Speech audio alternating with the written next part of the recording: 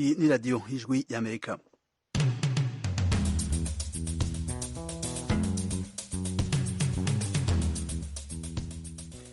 iradiyo ijwi ry'Amerika isameranira i Washington DC mu Kirundi mu Kinyarwanda. Muri neza nshuti mwese duteramanye, muri kumwe na Federica Nkulikije. Mu Burundi twumvikana ku mirongo migufi ya shortwave ku metero 19 no ku metero 22. Mu Rwanda turi kuri FM 104.3 ijwi ry'Amerika. Ikaze makuru yacu yo kuri isaha. Inyonko yateye inka mu ntara zitandukanye z'Uburundi ifise inkurikizi nyinshi ku borozi. Anje narorora hanyuma ngakora n'utundi tuntu nkiyungunganya, mugabo umuntu adashobora gushora igitungwa ciwe mu isoko no kuri mu rugo nta n'ijambo na rimwe tugifise. Inka yipfuye igira gupfa, rwayoro ikagira gupfa, ariyo baranguye umva yuko tugowe rwose. Abo ni bamwe muri abo borozi b'inka. Ethiopia yagenye abatetsi indwi bazoiserukira mu biganiro vy'amahoro bashobora kugira n'abayobozi b'igisirikare c'intara ya Tigray. Perezida wa Leta Zunze Ubumwe za Amerika Joe Biden yashitse muri Espagne uno munsi kwa kabiri mu nama y'ishirahamwe OTAN. Abimukira bashika kuri 50 baturuka muri Mexique batowe n'ikamyo itwara imizigo bapfiriyemwo muri leta ya Texas muri Leta Zunze Ubumwe za Amerika. Ayo makuru hamwe n'ayandi twateguriye nimutangwe ni mukanya.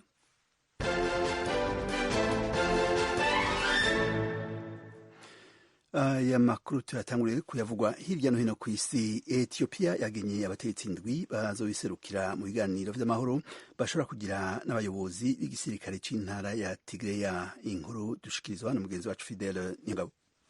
Umushikiranganji ajejwe ubutungane wa Ethiopia Gedeon Timotheos yatangaje no musi wa kabiri ko umugambi uri ku butegetsi muri ico gihugu Prosperity Party washizeho imigambi yo gutorera inyishu ingwano ibera mu buraruko bw'igihugu biciye mu mahoro. Abajejwe ibiganiro baserukira leta ya Ethiopia bazoba bayobowe n'icegera c'umushikiranganji wa mbere Demeke Mekonnen.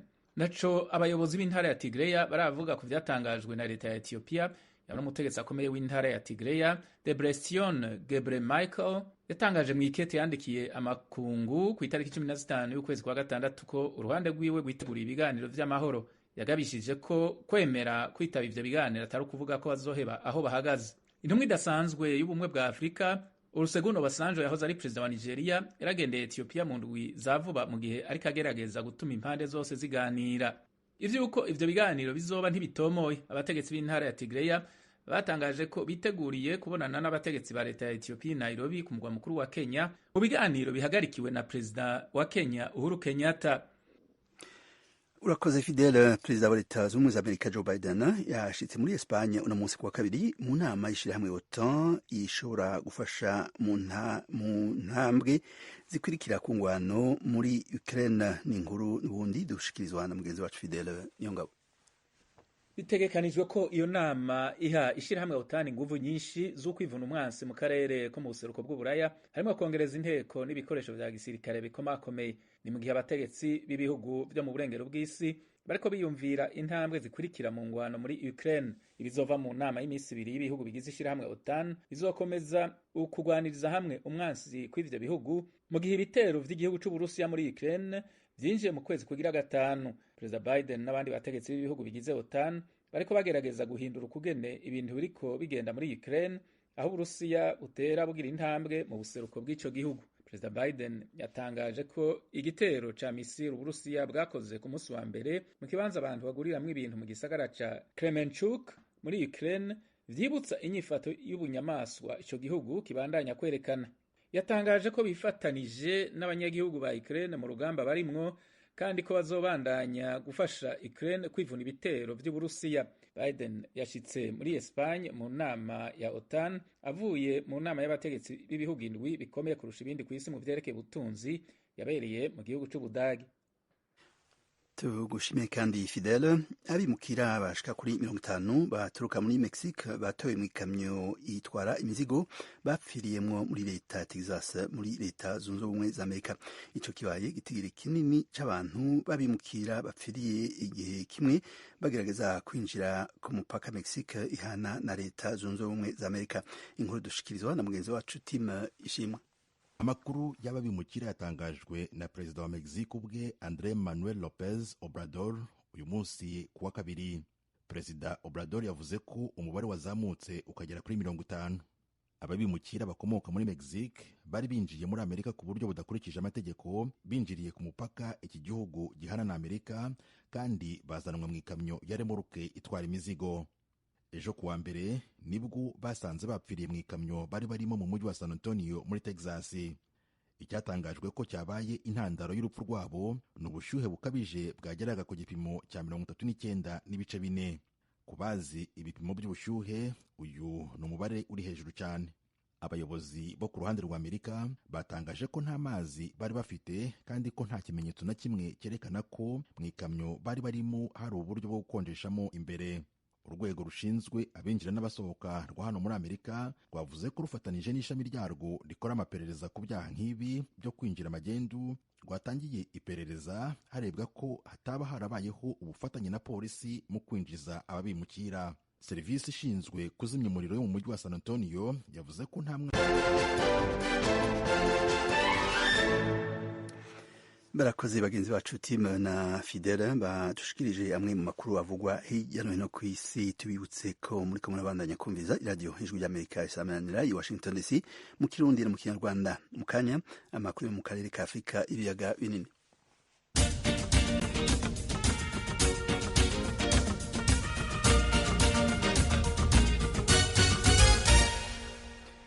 Inyonko yateye inka mu ntara zitandukanye z'Uburundi ifise inkurikizi nyinshi, haba kuborozi, abayangayanga, eka na leta idasigaye inyuma. Imiryango myinshi iremeza ko ubukene bwayinjiranye kubera itacikora ku bitungwa vyayo ngo ikenure, ikaba ihanze amaso icokorwa na leta. Ni inkuru twateguriye n'umumenyeshamakuru w'Ijwi ry'Amerika Desire Hatuyimana ari i Kigali mu Rwanda.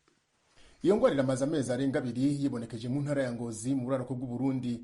Aborozi bahora bikora ku bitungwa vyabo iyo hageze kwikenura ubu ntibagirayo bacira nayo bamira. Abayangayanga nuko nyene, baba abo borozi, abayangayanga, abakora akazi ko kotsa inyama bera abadandaza b'inka babwiye radio Ijwi ry'Amerika ku bukene bwamaze kubinjirana. Ubuzi bwarahagaze n'amabare murabona ntagikora, nkoje nahora ndandaza nk'ikazi 5 z'ibiyeri, ubu ntikaze ntihera kubera atakintu abantu bashobora kuronka bafata. Nanjye ndi umworozi, nico kintu nkora, nta kazi kahita nigeze ndonka kuva mu buzima bwanje. Narorora hanyuma ngakora n'utundi tuntu nkiyungunganya, mugabo umuntu adashobora gushora igitungwa ciwe mu isoko, no kuri nta kintu na kimwe uvuga ngo umufuko uzoronka amahera ngo n'umuntu woronka icanje. Mu rugo nta n'ijambo na rimwe tugifise. Inka yipfuye igira gupfa, rwayorowe ikagira gupfa, ariyo baranguye umva yuko tugowe gose. Ubwo bukene bwibonekeza mu miryango ntibwasize inyuma ubutunzi bwa komine Gashikanwa yo mu ntara ya Ngozi, kubera isoko y'inka yari itunze iyo komine yugawe.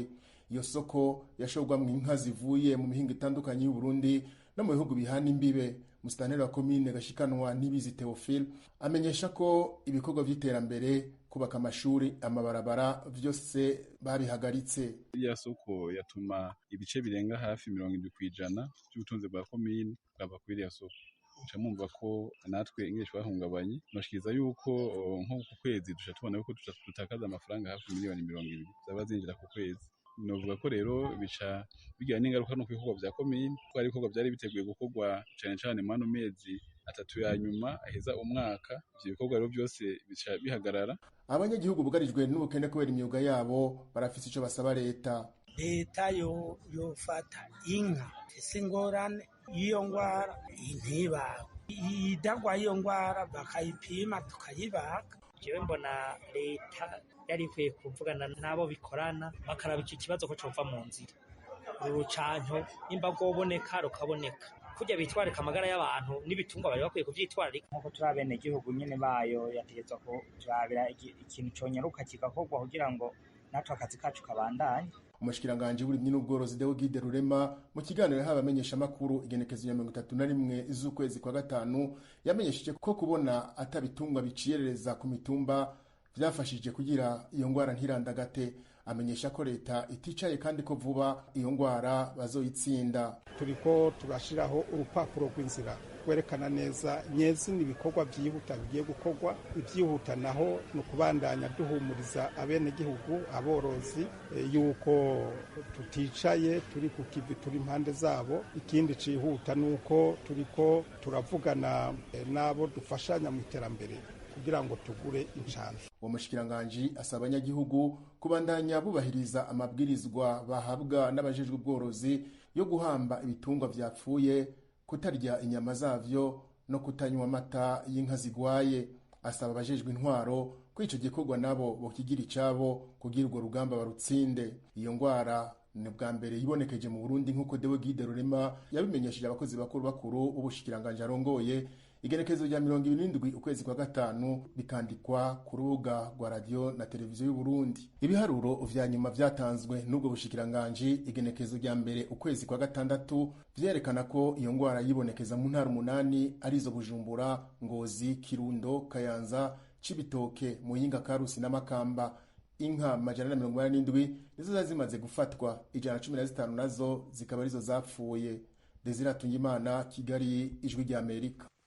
Urakoze Desire. Tukivuga ku Burundi, ikibazo c'isukari cabaye akayobera bahinga.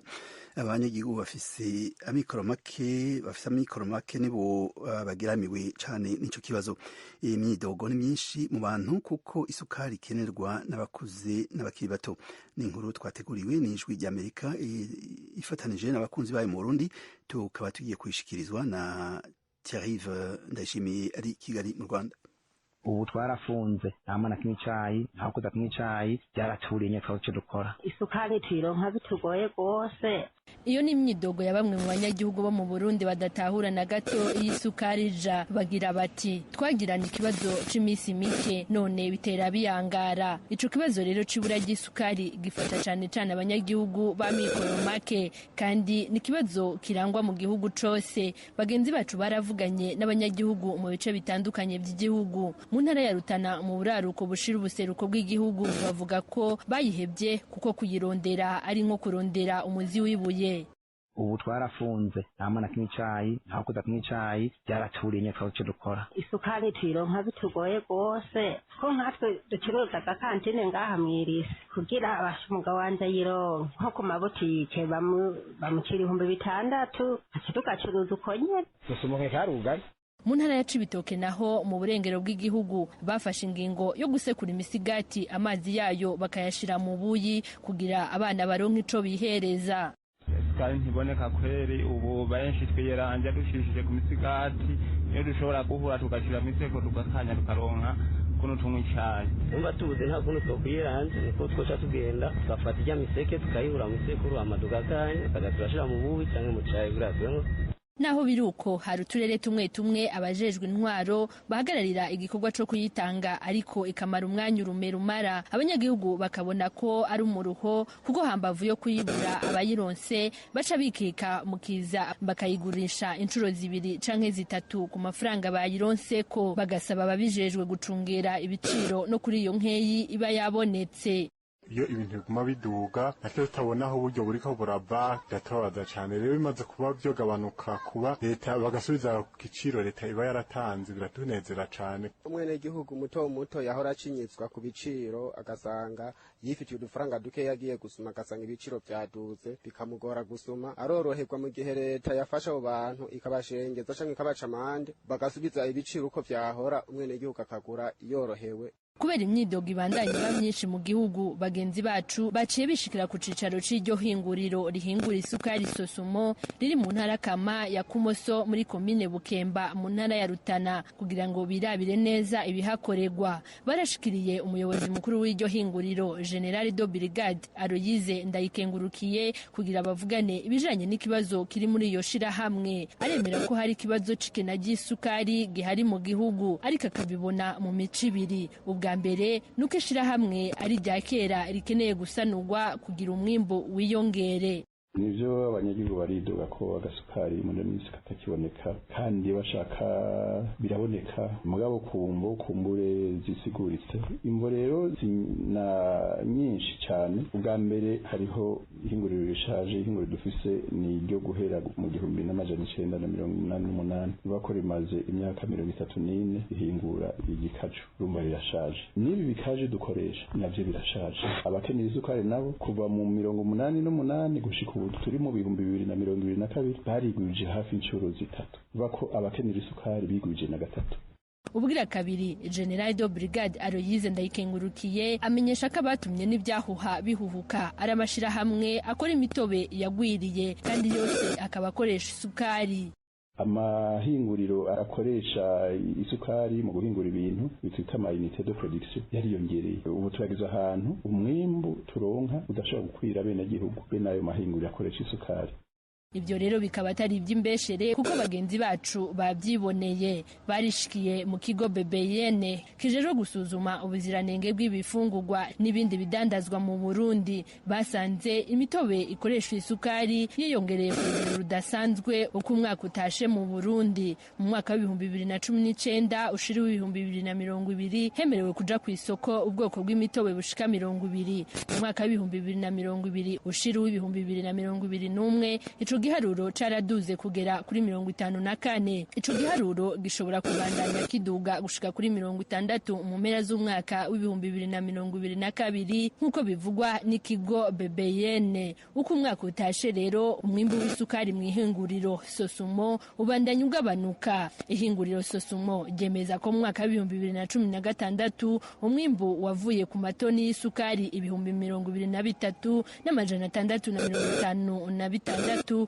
uja ku 18,574 mu mwaka wa 2019 muri uno mwaka umwimbu urenga gato amatoni 15,000 dushingiye nanone ku bitigiri bya Sosumo. Makuru tubandanirize ku gikombe c'amahoro umupira w'amaguru aho i Kigali rero kuri uyu wa kabiri haramenyekana ikipe izoba yatahukanye ico gikombe umukino wa nyuma uriko uhuza ama ekipe APR FC na AS Kigali kuri stade i Nyamirambo guhera ku mukanya gaheze isa 12 i Kigali rero Jean Claude Munyandinda yavuganye na mugenzi wacu Venuste atangura abaza Jean Claude akurikirana urwo rukino amubaza ukuntu ama ekipe yifashe tubatega amatwi. Ku ikipe ya APR FC ni ikipe imenyereye gutwara bino bikombe by'amahoro nakubwira ko iki gikombe cy'amahoro ni igikombe cy'igihugu kera irushanwa ryitwaga Trophée Habyarimana cyangwa se igikombe cy'uwa gatanu Nyakanga. Aha rero ikipe ya gisirikare Panthère Noire yajyaga yitwara neza ku mukino wa nyuma igatwara bino bikombe. Aha rero basa n'ababisanisha n'igisirikare cyo muri iki gihe bavuga bati APR FC ni ikipe ya gisirikare, ni igikombe cy'amahoro, ni igikombe gisobanura kubohora igihugu, niko benshi bakunda kujya babivuga. Umutoza rero Adil Mohamed uyu nguyu n'umunyamaroke utoza APR FC we aravuga ati igikombe kirajya mu bindi, amaze gutwara ibikombe bitatu bya shampiyona, akavuga ati rero iki nacyo kirinjira mu bindi. Aha rero ariko aravuga ibingibi, ariko ku rundi ruhande Kasambungu Andre n'umutoza wa AS Kigali we aravuga ati twebwe muri AS Kigali turashaka guhindura amateka, ntabwo ibikombe byose bikomeye bizajya bijya muri APR FC kuko natwe turakomeye. Aha rero umutoza Kasandre we aranashimangira avuga ko APR FC nibyo ni ikipe ikomeye, ariko kuba yarayitsinze 2-0 nta n'ikintu kigaragara haranira muri shampiyona, bigaragara ko noneho mu gihe abaharanira igikombe. Kasandre baravuga ati abakinnyi banje barakomeye, abakinnyi banje nabajyanye mu mwiherero i Muhanga kuko nyine bamaze igihe mu mwiherero bihishe i Muhanga mu majyepfo y'igihugu. Aha rero bamaze kumanuka bagaruka i Kigali bavuga bati Leo ni Leo nkuko bakunda kuvuga mu Giswahili, bati Leo ni Leo, umunsi ni nyine umunsi nta gisibya igihe n'iki cyo gutwara igikombe. Uwo nguwo ni Kasandre ubivuga, umutoza wa AS Kigali. Mbese mbwira icyo gikombe kimaze iki, ugitwaye yunguka mwiki? Usibye ishema Venuste, usibye ishema twavuga ko muri iki gihe ibihembo ntabwo bibara amafaranga menshi, ntekereza ko ikipe iza kwegukana igikombe itaza kurenza amafaranga miliyoni 10 y'amanyarwanda. Urumva ko n'amafaranga make ugereranyije n'agaciro ka shampiyona witwaye nawe, nubwo bavuga ko amafaranga nyine nabwo abakiri makeya, ariko nibura 25 z'amanyarwanda nizabona muri shampiyona. Hari igikombe cy'amahoro mu gaciro kiri hasi, ariko icyo umuntu yashimangira nuko ikipe igitwaye Venuste ihita ibona uburenganzira bwo kuzahagarara u Rwanda mu gikombe cy'impuzamashyirahamwe y'umupira w'amaguru muri Afurika cyangwa se Coupe de la Confederation. Rero AS Kigali yo biranayireba cyane kuko niyo makiriro asigaye, mu gihe APR FC yo yamaze gutwara shampiyona yo n'ubundi ubwo byamaze kuba impamo ko ari izaseruka mu gikombe cy'amakipe yabaye mbere iwayo cyangwa se Coupe d'Afrique de Club Champion. Aha rero APR FC ushobora kumbaza utese APR FC iramutse bitwaye ari bibiri biragenda bite? Icyo gihe amategeko mashya avuga ko igihe APR FC yatwara igikombe cy'amahoro yaranatwaye na shampiyona nk'uko byagenze, icyo gihe ihita ijya mu irushanwa rihuza amakipe yabaye mbere iwayo, ni ukuvuga ngo tike yo bayifite mu mufuka. Icyo gihe ahubwo ikipe yabaye ya kabiri muri shampiyona ubwo niyo yaseruka muri Coupe de la Confederation, ubwo iyo ikipe yaba ari Kiyovu Sport. Ariyo mpamvu bamwe mu bafana ba Kiyovu Sport bavuga bati nyamuneka APR FC waraturushije muri shampiyona tuba kabiri, ariko gerageza udutsindire na AS Kigali kugira ngo dushobore kuzaseruka muri Coupe de la CAF.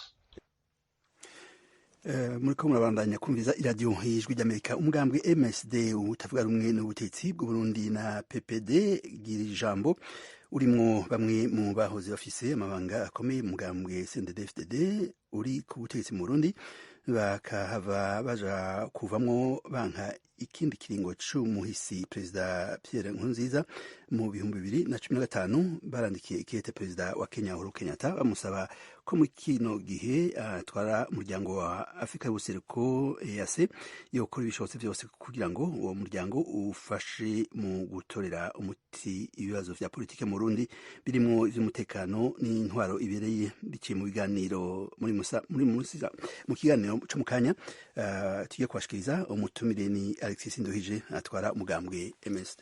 Twashatse kwerekana yuko amareta n'ivyo arashobora gutora inyishu z'ibibazo mu bihugu, ariko atora inyishu z'ibibazo yishimikije kubo twokwita abandi ba partenaire non étatique, imigambwe hamwe na société civile mu Burundi. Nivyo twamusavye yuko mu Burundi hakenewe ibiganiro, abarundi bari muri politiki, imigambwe, société civile hamwe na leta bakicara, washaka n'abagwanya leta baciye mu bigwanisho bose bakicarana kugira ngo batorere inyishu y'amatora atibwa mu Burundi. Nubwo butegetsi bizizira ku butegetsi ku nguvu, ku gikenye ca gisirikare, ubutegetsi dushaka twicarana kugira twumvikane uko amatora azogenda atibwa, nibatsinda batandanye batwara abarundi mu mahoro n'umutekano. Ayo matora batsinzwe baze ku butegetsi. Ayo matora muri ko muravuga na matora yo mu 2027 n'amatora yariyo yose, n'amatora ari mu 2027, ari mu 2030, ari mu 2025, n'amatora tuzobanza kwicara tukagiranira ibiganiro tugashika ku nyishu y'ingene azotegurwa neza atibwa kandi atazosubira kwibwa na rimwe. Dushaka ko abarundi bo bonyene ubwabo bagira ubutegetsi biciye mu matora, akaba ari bo bashinga akazi ko gutwara abo batoye. Ivyo biganiro Kenyatta abigizemo uruhara, leta ikemera ko mwicarana, vyoshingira ku matora gusa canke hari ibindi bibazo vy'inkoramutima mwoyaga hagati ya mwebwe na leta y'u Burundi? Ikibazo c'amatora ni kinini cyane, ndimugifate nk'uko ari ikibazo coroshe, ko amatora ahera mu ibwirizwa shingiro. Urumva rero mugiye mu ibwirizwa shingiro n'ibintu by'igihugu cyose mwa muri ko muraganira. Mwikete ryanyu muravuga ko mwashatse kwereka Uhuru inzira EAC kugira ngo icuka kize kibaciza mu Burundi. Mwemeza ko hari naho EAC yari ibwirije gukora, icaribwirije gukora ariko itigeze ikora kugira ngo ifashe u Burundi. Mwashatse kuvuga iki ngaha Gasinduhije? EAC icitakoze na cane kuvuga yuko EAC yari ihari yarusha mu gihe hasinywa amasezerano y'amahoro y'Arusha. Hanyuma hatanguye ingorane mu Burundi mu 2015 EAC yaragerageje kugira kurondera iyo mitori nyinshi umugabo ibintu ntiyabibandanya. Muravyibuka ko habaye ibiganiro byari bihagarikiwe n'umuhisi Mkapa, hanyuma ntibabibandanije, nta bushake babishyizemo. nivyo twashaka kuvuga. Ikindi nifuza yuko abantu benshi bumva nuko ingorane zo mu Burundi nizo zama zizana ibibazo mu gihugu ca Kongo, cyane cyane Kongo ijya Kivu y'Amajepfo. Mu Burundi hatekanye, Kivu y'Amajepfo ibitekanye. Mwibuke neza mu 2005 aho tugatora neza, hanyuma CNDD igashika ku butegetsi ivuye muri Kongo aho yahora igwanira. Mu Burundi butekanye, Kongo yaramaze imyaka irenga 10 itekanye. Bisigura ko kuja mu bibazo mu 2016 ari uko mu Burundi dusubiye mu bibazo. Bisigura ko isano iri hagati y'umutekano uhungabana muri Kongo kubera mu Burundi muvuga ko bitagenda ni ryahega Alexis Nduhije. Isano nuko uko haboneka ingorane mu Burundi, abarundi ubwa mbere barahungira muri Kongo. Ubwa kabiri uko leta y'u Burundi yibaza yuko ishaka kwikingira ica itanga ibigwanisho muri rya migwi yitwaje ibigwanisho muri Kongo bya bita le groupe armé. Hari ivyemezo bihari kuri ivyo? Biruzuye n'umwashaka muragenda muri oni biranditse abakura ama groupe d'experts baravyandika. N'ibindi baratanze amatoni n'amatoni y'ibigwanisho birazwi. Ku ruhande rwanyu muvuga yuko bashobora kuba bafashwa na leta y'u Burundi, ariko hari n'urundi ruhande ruvuga ahubwo ko hari imirwi igwanira muri Kongo irimo nka Red Tabara babegeka ko sinzi ko muyemanga canke mutayemanga, bakavuga ko nabo boba bagira uruhara mu guhungabanya uwo mutekano. Ivyo vyagirije vyo murabivuga ku iki Gasenduhije?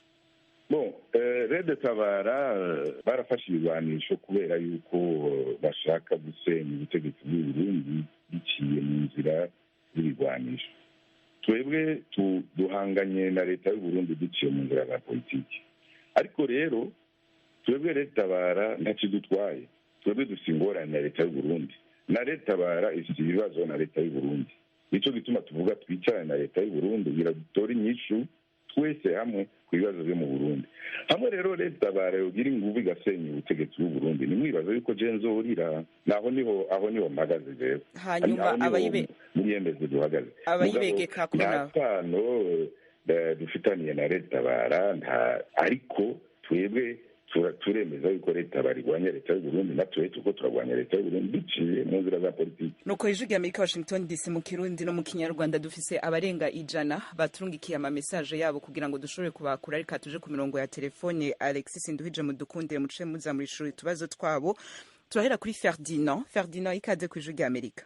Murakoze cyane. Uherereye he Ferdinand? Ndi muri Turukana ni intara ya Turukana iri muri Kenya. Akabazo kwa Alexis Nduhije wa MST twagutumire muri Isanga y'uno munsi. Kuba bari biyumviriye kuganira na leta numva ari byiza cyane, kuko kuganira iyo umuntu ariko araganira n'ubundi aba agomba gutora ingorane isanzwe ihari. Ariko nagomba kumubaza hamwe ibyo biganiro byokwangwa na leta y'u Burundi biteguye cyangwa biteguye kudaca bakora iki?